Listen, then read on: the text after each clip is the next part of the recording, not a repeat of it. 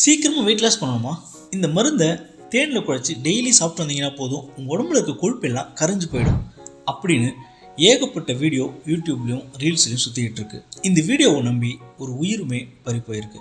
ரீசெண்டாக திருச்சியில் ஒரு கல்லூரி மாணவி வெயிட் லாஸ் பண்ணுறதுக்காக வெங்காரம் சொல்லக்கூடிய போராக்ஸை சாப்பிட்டு உயிரிழந்திருக்காங்க.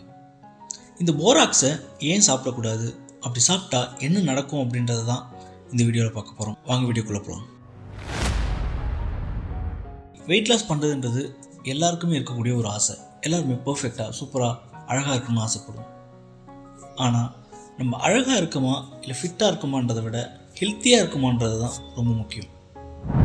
நீங்கள் வெயிட் லாஸ் பண்ணுறதை விட உங்கள் உடம்புல ஃபேட் லாஸ் பண்ணுறது தான் பெஸ்ட். அப்படி வெயிட் லாஸ் பண்ணுறதுக்காக ஏகப்பட்ட வழிமுறைகள்னு சொல்லி யூடியூப்பில் வீடியோக்கள் கொட்டி கிடக்குது.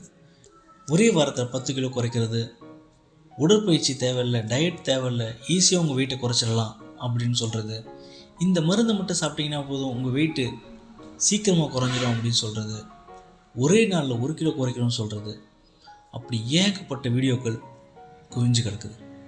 அதில் ஒரு வீடியோ தான் இந்த வெங்காரம். வெங்காரம் அப்படின்றது சோடியம் போரேட். 2 விதமான சோடாவை பயன்படுத்துவோம். ஒன்று பேக்கிங் சோடா அப்படின்னு சொல்லக்கூடிய சமையலுக்கு பயன்படுத்தக்கூடிய சோடா மாவு, இன்னொன்று சலவை சோடா. நம்ம துணிகளை க்ளீன் பண்ணுறதுக்காகவும் டாய்லெட் க்ளீன் பண்ணுறதுக்கும் பூச்சிக்கொல்லி மருந்துகளையும் பயன்படுத்தக்கூடிய ஒரு சோடா மாவு. இதை சோடியம் போரேட் அப்படின்னு சொல்லுவோம். இது இருக்கக்கூடிய போரான் அப்படின்னு சொல்லக்கூடிய மூலக்கூறு நம்ம உடலுக்கு ஒவ்வாத ஒரு நச்சுப்பொருள். இந்த போராக்ஸை நீங்கள் சாப்பிட்டீங்க அப்படின்னா அது உங்களுடைய செரிமான மண்டலத்துக்கு போயிட்டு அங்கேருந்து இரத்த குழாக்களுக்குள்ளே நுழைஞ்சிரும். இரத்த குழாக்களின் வழியாக ஒவ்வொரு உறுப்புகளையும் போய் சென்றடையும்.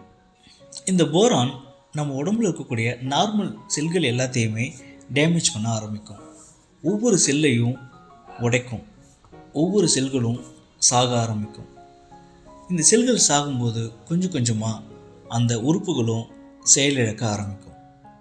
குறிப்பாக அதிகமாக ரத்தம் போகக்கூடிய சிறுநீரகம், கல்லீரல், இதயம், மூளை.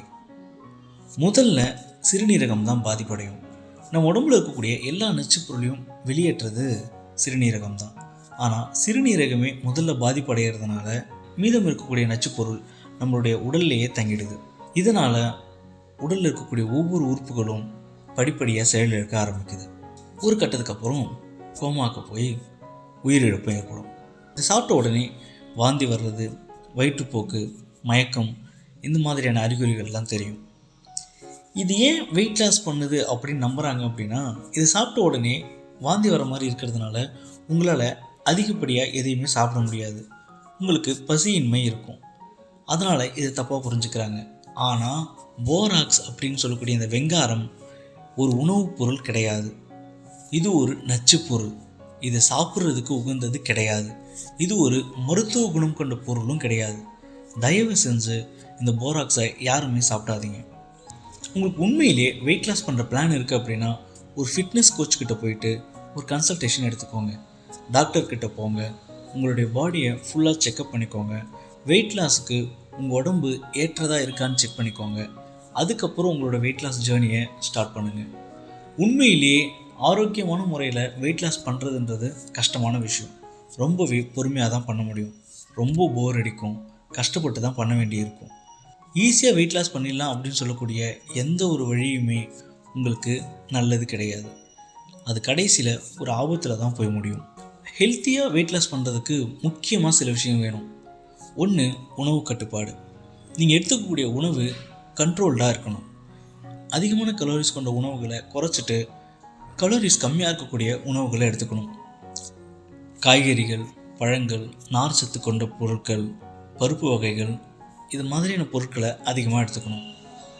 உங்கள் சாப்பாட்டில் புரோட்டீன், கார்போஹைட்ரேட், ஃபேட் எல்லாமே போதுமான அளவு இருக்கிறத உறுதி பண்ணிக்கோங்க. டெய்லியும் வாக்கிங் போங்க, ஜாகிங் போங்க. உங்களால் முடிஞ்ச உடற்பயிற்சியை செய்யுங்க. இது எல்லாத்துக்கும் மேலே ரொம்ப முக்கியமாக தூக்கம். நல்ல தூக்கம் இருந்தால் தான் உங்களுடைய இந்த உடற்பயிற்சி நல்ல ஒரு ரிசல்ட்டை கொடுக்கும். வெயிட் குறையிறதுக்கு கண்டிப்பாக டைம் எடுக்கும். ஆனால் உங்கள் உடம்பு ரொம்ப ஹெல்த்தியாக இருக்கும். இந்த வீடியோ உங்களுக்கு பிடிச்சிருக்கும் நம்புகிறேன். இந்த வீடியோவை மறக்காமல் உங்கள் ஃப்ரெண்ட்ஸ் அண்ட் ஃபேமிலிக்கு ஷேர் பண்ணுங்கள். நம்ம சேனலை சப்ஸ்கிரைப் பண்ணிக்கோங்க. பாய்.